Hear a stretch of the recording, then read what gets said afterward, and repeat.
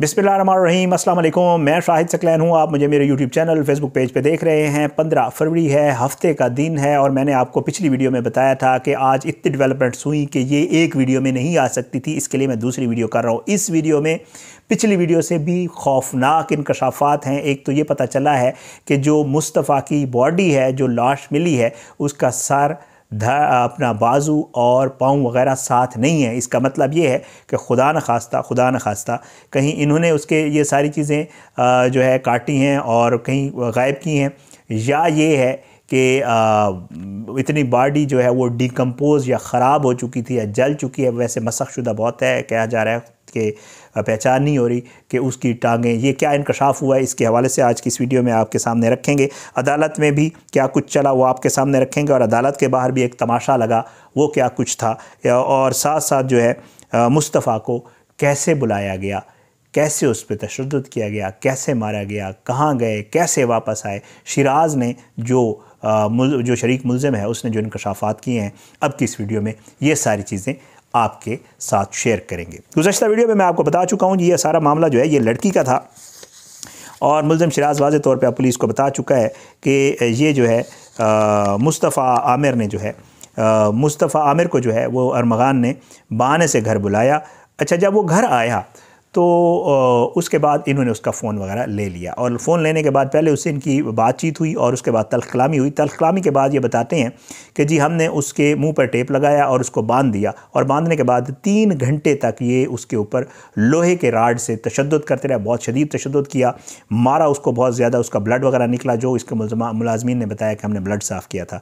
उसके बाद इन्होंने उसके हाथ पाँव बांधे और हाथ पाँव जब वो बेहोश हुआ, बेसुध हुआ, तो उसके बाद वो कहते हैं कि हमने उसको गाड़ी की डिक्की में डाला और इसके बाद मुस्तफ़ा की गाड़ी में शिराज़ और अरमगान पहले किमाड़ी डिफेंस से और किमाड़ी से हमदर्द चौकी फिर हब पहुँचे, जिसमें दराजी से 2 किलोमीटर दूर वो कहते हैं जब हम गए तो पहाड़ी के करीब हमने गाड़ी रोक दी और जब डिग्गी खोली तो मुस्तफ़ा ज़िंदा था, मुस्तफ़ा की मौत नहीं हुई थी। फिर अरमगान ने पेट्रोल छिड़का और गाड़ी को आग लगाने के बाद वो कहते हैं कि वहाँ हमने देखा कि गाड़ी जलना शुरू हो गई है और जो है उसके बाद वो कहते हैं कि हमने गाड़ी को वहीं छोड़ा और वहाँ से हमारे पास आने के लिए और कोई रास्ता नहीं था, तो हम तकरीबन 3 घंटे तक जो है वो पैदल चलते रहे हैं, अरमगान और शिराज़। वो शिराज़ कहता है कि उसके बाद हमें एक सुजुकी मिली और हमने उसको सुजुकी वालों को कहा कि जी हमें आप जो है कराची ले जाएं साथ, तो वो कहता है कि जी सुजुकी वाले ने को हमने 2000 रुपये दिए और फिर उसके बाद वो हम दोनों को 4K चुरंगी जो है उसने उतार दिया। 4K चुरंगी पहुंचने के बाद हमने रक्षा किया और रक्षे में हम डिफेंस पहुंचे।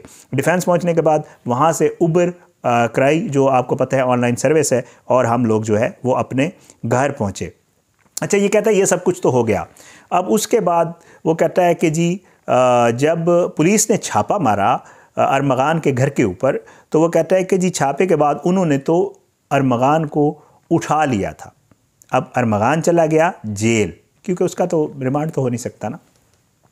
तो उसके बाद वो कहते हैं कि जी अरमगान ने मुझे राब्ता किया और उसने कहा कि जी घर की जो है वीडियो बना लो। तो शिराज़ ने ये बताया कि जी जब मैं उसके कहने के ऊपर घर की वीडियो बनाने के लिए आया तो मैंने देखा कि वहाँ पर पुलिस मौजूद है। वो कहता है कि पुलिस के खौफ से मैं वहाँ से भाग गया और मैं वीडियो ना बना सका। और उसके बाद वो कहता है कि जी ये सारा मामला, और फिर पुलिस जो है वो कहता है मुझ तक पहुंची और जो है उसके बाद मुझे इन्होंने गिरफ़्तार कर लिया। अब अरमगान जो है उसके हवाले से पुलिस ये बताती है कि जी 54 लाख रुपए 54 लाख रुपीज़ उसके पास से बरामद हुए हैं हैरान कुन तौर पर। और उसके पास से जो गन्स मिली हैं, असला जो मिला है, मेरे पास तफसील आई हुई है उस असले की, कौन सा असला था और क्या चीज़ें थी, वो अगली किसी वीडियो में आपके साथ शेयर करूंगा। फिर वो कहते हैं कि जी उसके पास से जो है गाड़ियाँ, जो ऑडी थी एक, और एक जो है वो और भी वीगो डाला टाइप का एक जो है डाला था, ये भी उसके पास थी और फैंसी नंबर प्लेट्स लगी हुई थी जी। और वो कहते हैं कि जी इसकी इनकम जो है वो हैरान कुन तौर पे पुलिस परेशान है कि इसकी इनकम कितनी थी और कहाँ से ये पैसा आ रहा था, इसकी भी तहकीकात हो रही हैं और मुल्ज़िम का रिमांड क्योंकि नहीं मिल सका तो इस वजह से अब पुलिस परेशान है कि उसको कैसे ये सारी चीज़ें रिकवर हो गई हैं। अब लड़की के हवाले से मैं आपको पिछली वीडियो में बता चुका हूँ जी कि जी वो फ़रार हो गई है, चली गई है। वो 12 जनवरी को बैरून मुल्क चली गई थी और इंटरपोल के ज़रिए रब्ते की कोशिश की जा रही है। तफ्तीशी हुकाम ने यह बताया है कि न्यू ईयर नेट पर झगड़ा हुआ था और ये सारा मैं आपको पिछली वीडियो में बता चुका हूँ। मेरा ख्याल से इसमें बताने की ज़रूरत नहीं है। लड़की का बयान ज़रूरी है। मुस्तफ़ा की लाश मिलने के बाद कत्ल की दफ़ात भी शामिल हो गई हैं। अच्छा, जो वालिदा हैं उन्होंने जो कुछ बताया है कि जी लड़की ने ही मारा है। अब एक और चीज़ जो आज अदालत में पेश किया गया मुलज़िम शिराज को, तो उसने अदालत में जब उसको पेश किया गया तो उसने वाज़े तौर पे जज के सामने इतराफ़ जुर्म कर लिया। जज ने उससे पूछा कि जी आपने मुस्तफ़ा को मारा है? तो उसने कहा कि जी बिल्कुल हमने मारा है। मुलज़िम शिराज ने अपने बयान में कहा कि मुस्तफ़ा डिफेंस में अरमगान के घर आया था, जहां मुस्तफ़ा से झगड़ा हुआ। हमने उस पर तशद्दुद किया, जिसके बाद मुस्तफ़ा को मारा और उसकी गाड़ी में हब ले गए। और इसको बाकायदा तौर पर जो है इसने वाज़े तौर पर कहा कि जी हमने ही मारा है। जज साहब ने उससे इस्तफसार किया कि पुलिस ने तो आपको नहीं मारा, ज़्यादा को प्रेशराइज़ होकर तो आप बयान नहीं दे रहे। तो उसने कहा नहीं जी बिल्कुल पुलिस ने मुझे नहीं मारा, यही हकीकत है जो मैं आपको बता रहा हूँ और ये काम हमने किया है। इसके ऊपर जज साहब ने जो है समाअत मुलतवी कर दी है। ग़ालिबन 21 फरवरी की डेट है और फिर उसके बाद जो है जज साहब ने पुलिस से आइंदा उसके ऊपर पेश रफ्त रिपोर्ट भी मांग ली है। बहुत ही खौफनाक चीज़ जो मैंने आपके साथ शेयर करनी है एक तो, और इसके अलावा एक और डेवलपमेंट है वो भी आपके साथ शेयर करूँगा, लेकिन उससे पहले ये भी आपके साथ शेयर कर देता हूँ कि जो मुस्तफ़ा आमिर की लाश है उसका सिर्फ धड़ मिला है, गर्दन, हाथ और पाँव नहीं मिले हैं। ग़ुलाम मुस्तफ़ा आमिर जो है उसकी जो तहकीकात जारी हैं, इसमें ईदी फाउंडेशन के जो सरबराह हैं फैसल ईदी साहब, उन्होंने कहा कि हमें लाश का सिर्फ धड़ मिला था, गर्दन, हाथ और पाँव नहीं मिले थे, जिसके बाद 16 जनवरी को तदफीन कर दी गई। उन्होंने कहा कि जब पुलिस रब्ता करेगी तो कब्र कुशाई मैयत की हवालगी के हवाले से काम आगे बढ़ाया जाएगा। और जो है ये सारी तफसीलात मिली है। अल्लाह रहम करे, अल्लाह पाक अपना रहम करम करे। बहुत ही खौफनाक सूरत हाल है कि जी उसके अब ये चेक करना पड़ेगा। फैसल ईदी साहब कह रहे हैं कि क्यों आखिर उसके सर और पाँव और हाथ नहीं है, कहीं खुदा न खास्ते इन्होंने तो नहीं काटे हैं कि पहचान ही ना हो सके। ये होता है ये सियालकोट वाले केस में खातून जिसकी बॉडी के टुकड़े किए गए थे उसके भी तो इसी तरह उन लोगों ने सर धड़ काट दिए थे, सर हाथ और पाँव अलग कर दिए थे ताकि पहचान ना हो सके। हो सकता है इन्होंने ये सब कुछ किया हो। आगे चलता हूँ। आज अदालत के बाहर भी एक तमाशा लगा। इसका वालिद जो कामरान कुरैशी है वो आया हुआ था, अरमगान का बाप। वो कहता था मैं अमेरिकन नेशनल हूँ और वो कहता था मैंने जज से मिलना है, और ज़बरदस्ती जज के चैम्बर में घुसने की कोशिश की और कहा मेरे बेटे अरमगान का केस चल रहा है, मैं जज से मिलूंगा। मुलज़िम अरमगान के वालिद ने पुलिस कांस्टेबल रिजवान को धक्के दिए और बदतमीज़ी की, और मुलज़िम के वालिद के शोर शराबा की वजह से पुलिस और रेंजर की नफरी तलब करनी पड़ गई। बादशाह मुलज़िम शिराज की अदालत से निकलते ही अरमगान के वालिद ने शोर शराबा किया और शिराज को रोकने और बात करने की कोशिश की। वालिद अरमगान ने कहा शिराज तुम मुझे 10 तारीख को अदालत में मिले थे, ताहम पुलिस ने अरमगान के वालिद को शिराज से बात करने से रोक दिया।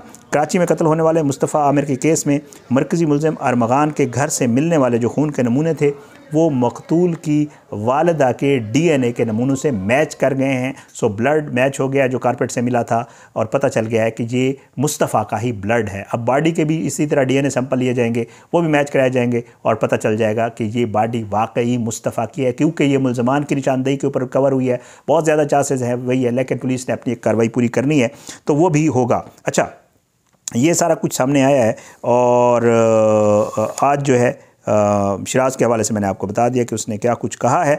ये बहुत ही खौफनाक तफसील है, बहुत ही खौफनाक चीज़ें हैं जो इस केस को लेकर आगे सामने आ रही हैं। अल्लाह माफ़ करे, मैं हैरान होता हूँ। टोटल 20-22 साल है, तो खैर ये क्लास ही ऐसी है, उसके हवाले से हैरान होने की ज़रूरत नहीं है। 20-22 साल के लड़के, उनके पास 54-55 लाख रुपए, करोड़ों रुपए की गाड़ियाँ, स्नाइपर गन्ने, 60 लैपटॉप, 100 लैपटॉप्स और उसके अलावा जनाब 40-50 गार्ड्स, और फिर हमारी पुलिस की याशी और हमारी पुलिस की नींद, सुकून, मज़े, और सिंध पुलिस, पंजाब पुलिस की याशियाँ, और फिर उनके सामने ये सब कुछ होते रहना उनकी नाक के नीचे, और फिर जब इस तरह का कुछ सानिया हो जाना तो उसके बाद उनकी फुर्तियाँ और लोगों को सस्पेंड करना और फिर यही जराइम होते रहना। ये हमारी असल कहानी है, यही हमारे मुल्क का ये हमारे मुल्क का जो है वो अलमिया है कि हम लोग इसी तरह के ही हैं। सिंध में, पंजाब में, KP में, बलूचिस्तान में, जिधर भी देखें हालात एक जैसे ही नज़र आते हैं।